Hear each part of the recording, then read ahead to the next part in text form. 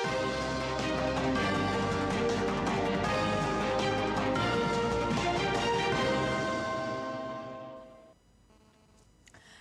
स्वागत है आपका हमारे इस विशेष बुलेटिन में।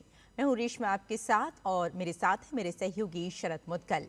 आइए नजर डाल लेते हैं इस वक्त की हेडलाइंस पर।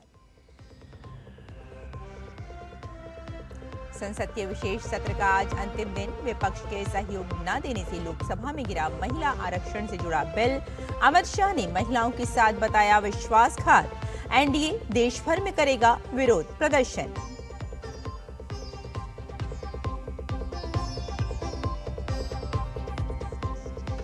तमिलनाडु में चुनाव प्रचार चरम पर। प्रधानमंत्री नरेंद्र मोदी आज कोयम्बटूर में करेंगे विशाल जनसभा। विपक्ष ने भी झोंकी ताकत।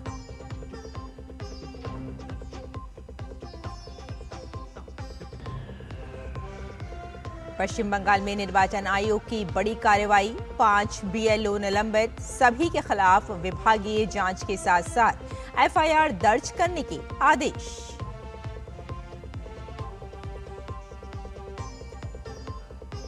स्ट्रेट ऑफ हॉर्मुज पर तकरार बरकरार। ईरान ने कमर्शियल जहाजों के लिए खोला हॉर्मुज। ट्रंप ने कहा समझौता होने तक ईरानी जहाजों और बंदरगाहों पर जारी रहेगी नाकाबंदी।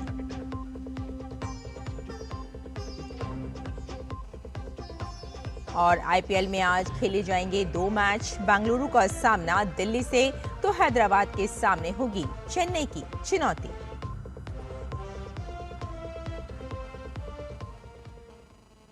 और अब समाचार विस्तार से। संसद के विशेष सत्र का आज अंतिम दिन है। लोकसभा में कल महिला आरक्षण से जुड़ा 131वां संविधान संशोधन विधेयक पास नहीं हो सका। लोकसभा अध्यक्ष ओम बिरला ने कहा कि इस बिल पर विचार करने पर मत विभाजन के दौरान पक्ष में 298 और विरोध में 230 वोट पड़े। उन्होंने कहा कि अब इस बिल पर आगे की कार्यवाही पर फैसला संभव नहीं है, क्योंकि ये बिल विचार करने के लिए पेश किए जाने के लेवल पर ही पास नहीं हो सका।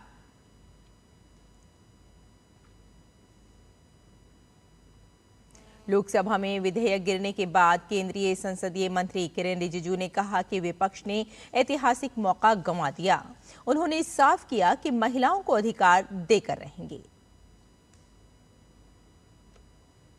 जो नतीजा आया है, ये इतना ऐतिहासिक और महत्वपूर्ण बिल पर देश का महिलाओं को अब सम्मान अधिकार देने का जो बिल है, उसको विपक्ष ने साथ नहीं दिया।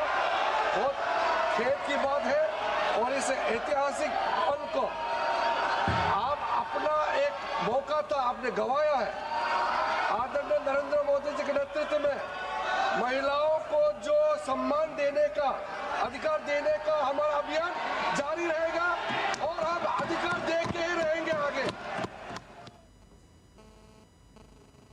महिला आरक्षण से जुड़ा 131वां संविधान संशोधन विधेयक लोकसभा में पास नहीं हो सका। इसे लेकर केंद्रीय गृह मंत्री अमित शाह ने विपक्ष पर तीखा हमला बोला है। अमित शाह ने एक्स पर लिखा, आज लोकसभा में बहुत अजीब दृश्य दिखा। नारी शक्ति वंदन अधिनियम के लिए जरूरी संविधान संशोधन बिल को कांग्रेस, टीएमसी, डीएमके और समाजवादी पार्टी ने पारित नहीं होने दिया। महिलाओं को 33% आरक्षण देने के बिल को गिरा देना, उसका उत्साह मनाना और जयनात करना सचमुच निंदनीय और कल्पना से परे है।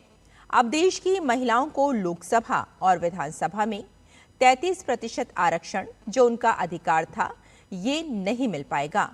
कांग्रेस और उसके सहयोगियों ने ये पहली बार नहीं किया, बल्कि बार बार किया है। उनकी ये सोच न महिलाओं के हित में है और न देश के। मैं उन्हें बताना चाहता हूं कि नारी शक्ति के अपमान की ये बात यहां नहीं रुकेगी, दूर तक जाएगी। विपक्ष को महिलाओं का आक्रोश न सिर्फ 2029 लोकसभा चुनाव में, बल्कि हर सत्र, हर चुनाव और हर स्थान पर झेलना पड़ेगा। लोकसभा में महिला आरक्षण से जुड़ा 131वां संविधान संशोधन विधेयक पास नहीं हो सका। इसे लेकर रक्षा मंत्री राजनाथ सिंह ने सोशल मीडिया मंच एक्स पर लिखा, भारतीय लोकतंत्र के इतिहास में आज का दिन अत्यंत दुर्भाग्यपूर्ण है। कांग्रेस के नेतृत्व वाले इंडी गठबंधन ने आज लोकसभा में इस बिल के विरोध में वोट करके अपना महिला विरोधी चरित्र दिखा दिया है। ये विधेयक सिर्फ एक बिल नहीं था, बल्कि नारी शक्ति को अधिकार एवं उन्हें सम्मान देने का अवसर था। प्रधानमंत्री नरेंद्र मोदी ने सभी दलों से दलगत राजनीति से ऊपर उठकर अंतरात्मा की आवाज सुनने की अपील की थी, लेकिन विपक्ष ने अपने संकीर्ण राजनीतिक हितों के लिए महिला सशक्तिकरण और नारी सम्मान को बलि चढ़ा दिया।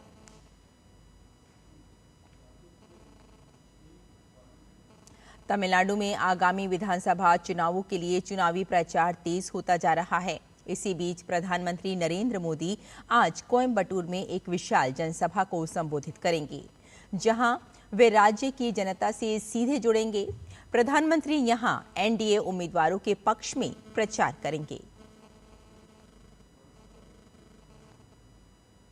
कांग्रेस के वरिष्ठ नेता राहुल गांधी आज तमिलनाडु में 3 चुनावी रैलियों को संबोधित करेंगे। राहुल गांधी पार्टी के पक्ष में माहौल बनाने की कोशिश करेंगे। इस दौरे को आगामी चुनावों के मद्देनजर अहम माना जा रहा है, जहां वे विभिन्न क्षेत्रों में जनता से सीधा संवाद करेंगे। पश्चिम बंगाल में विधानसभा चुनाव के बीच निर्वाचन आयोग ने सख्त कार्रवाई की है। आयोग ने 5 बीएलओ को निलंबित कर दिया है। इन सभी के खिलाफ विभागीय जांच के साथ साथ एफआईआर दर्ज करने के निर्देश भी दिए गए हैं। आरोप है कि ये बीएलओ सीधे तौर पर तृणमूल कांग्रेस के लिए प्रचार कर रहे थे। बता दें कि उत्तर 24 परगना के 12/7 में 3 बीएलओ तपन कुमार साहा, अभिजीत डे और कुमारजीत दत्ता के खिलाफ कार्रवाई की गई है। इन तीनों को पहले शो कॉज नोटिस दिया गया था, लेकिन संतोषजनक जवाब नहीं मिलने पर आयोग ने सख्त कदम उठाया। वहीं बीरभूम के दुबराजपुर और मयूरेश्वर में भी 2 अन्य बीएलओ के खिलाफ कार्रवाई की गई है। आरोप है कि दुबराजपुर में एक बीएलओ तृणमूल के पार्टी कार्यालय से मतदाताओं को वोटर स्लिप बांट रही थी, जबकि मयूरेश्वर में एक बीएलओ की साइकिल पर तृणमूल का झंडा लगा हुआ पाया गया। निर्वाचन आयोग ने साफ किया कि चुनाव के दौरान किसी भी तरह की पक्षपातपूर्ण गतिविधि बर्दाश्त नहीं की जाएगी। पश्चिम बंगाल में विधानसभा चुनाव के बीच निर्वाचन आयोग का बड़ा फैसला सामने आया है। आयोग ने विधाननगर के पुलिस कमिश्नर को पद से हटा दिया है। निर्वाचन आयोग ने आईपीएस अधिकारी त्रिपुरारी अथर्व को विधाननगर पुलिस कमिश्नरेट का नया कमिश्नर नियुक्त करने के निर्देश दिए हैं। इस संबंध में राज्य के मुख्य सचिव को तुरंत आवश्यक कदम उठाने को कहा गया है। आयोग ने स्पष्ट किया है कि यह आदेश 18 अप्रैल सुबह 11 बजे तक हर हाल में लागू किया जाए। चुनाव के दौरान प्रशासनिक निष्पक्षता सुनिश्चित करने के लिए आयोग लगातार सख्त कदम उठा रहा है। ईरान ने शुक्रवार को हुर्मुज़ जल डमरू मध्य को फिर से खोल दिया है। इसके बाद से व्यापारिक जहाजों की आवाजाही की सामान्य होने की संभावना फिर से बढ़ गई है। ईरान के विदेश मंत्री अब्बास अराक्ची ने ये घोषणा ऐसे समय में की जब लेबनान और इजराइल के बीच 10 दिनों का युद्ध विराम लागू हुआ। हालांकि राष्ट्रपति डोनाल्ड ट्रंप ने कहा है कि ईरान के जहाजों और बंदरगाहों पर लगी अमेरिकी नाकाबंदी इस दौरान भी जारी रहेगी। ये नाकाबंदी तब तक जारी रहेगी जब तक ईरान के साथ अमेरिका का कोई पूर्ण समझौता नहीं हो जाता। वहीं ईरान की संसद के स्पीकर मोहम्मद बाकिर गालिबफ ने अमेरिका को चेतावनी देते हुए कहा कि अगर अमेरिका की नाकाबंदी ईरानी बंदरगाहों पर जारी रहती है तो हुर्मुज़ जलडमरू मध्य खुला नहीं रह सकता। गालिफ ने कहा कि ट्रंप ने यदि इस नाकाबंदी को जारी रखा तो ईरान किसी भी हाल में समुद्री मार्ग खुला नहीं रहने देगा।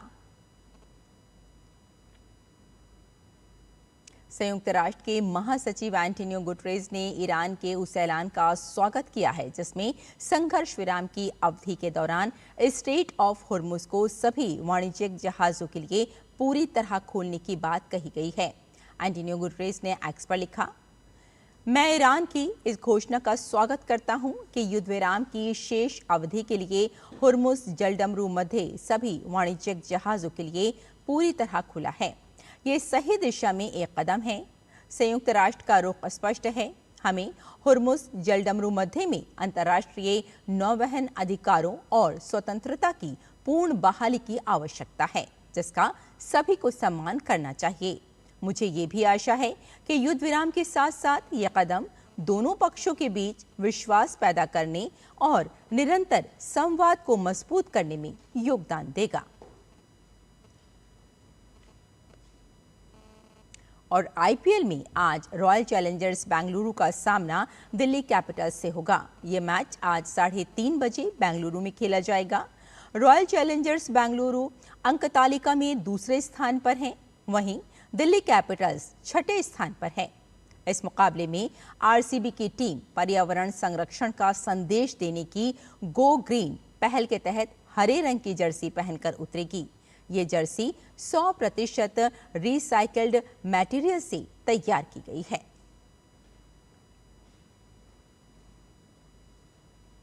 इंडियन प्रीमियर लीग में आज दूसरे मुकाबले में सनराइजर्स हैदराबाद का सामना चेन्नई सुपर किंग्स से होगा। ये मैच शाम 7:30 बजे से हैदराबाद में खेला जाएगा। हैदराबाद की टीम अंक तालिका में 5वें स्थान पर है, वहीं चेन्नई सुपर किंग्स 8वें स्थान पर है। तो हमारे इस विशेष बुलेटिन में फिलहाल इतना ही। मुझे और मेरे सहयोगी शरद मुदगल को यहीं अनुमति दें। नमस्कार।